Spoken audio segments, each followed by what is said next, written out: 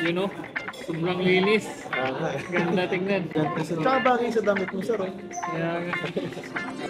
Good day everyone. No? So meron tayong bagong client na gagawa ng GA2100. Ang pinili ni sir is itong GA2100 GB1A at itatransform natin siya sa silver and gold na Casio Oak. So andito na yung mga items, andito na yung watch, pati yung strap. Tara, i-transform na natin.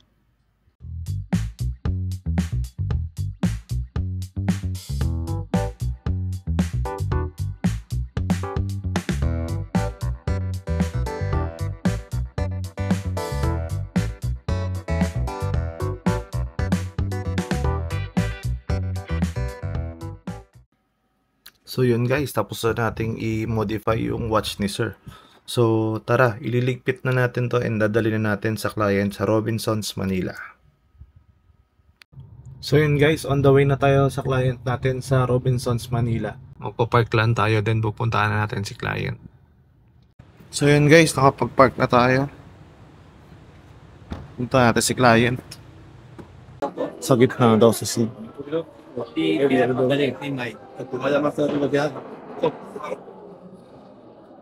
Sir, kayo ba yung sa watch? Ay, sir. Ito na, sir. Jeron po, sir.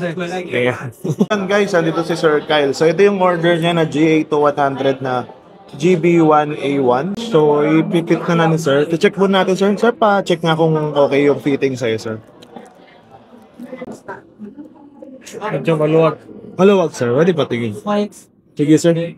Bawasan natin ng mga siguro mga 4. Oo, asa. Sige, sir. So, bawasan natin ito ngayon ng 4 na links. A few moments later. So, yun guys, na bawasan na natin ng links yung watch ni sir. So, ang binawas natin, 3 links. So, gusto ni sir yung saktong fit lang. So, sir, pa-fit nga po. Let's see. You know, sobrang linis. Ganda tingnan. Sige, sir. Kamusta siya? Saktong-sakto, sir. Sobrang linis talaga tingnan. Tsaka bagay sa damit mo, sir. Kaya nga. Susuotin mo na, sir. Oo, isuot ko na agad. Okay. So, guys, ito, lalagay na natin sa box yung mga pakis. Watch spinner. And ito yung kanyang mod kit box. So, ito, sir. Thank you, sir. Thank you, sir. Thank you, sir. So guys, yun, nakapag-done deal na naman tayo ng isang happy client pa. So yung bagay na bagay kay sir. Oh. Sa mga gusto kumuha ng GA2100 na Casio Oak, message lang kayo sa page namin sa Gadget Set. Thank you.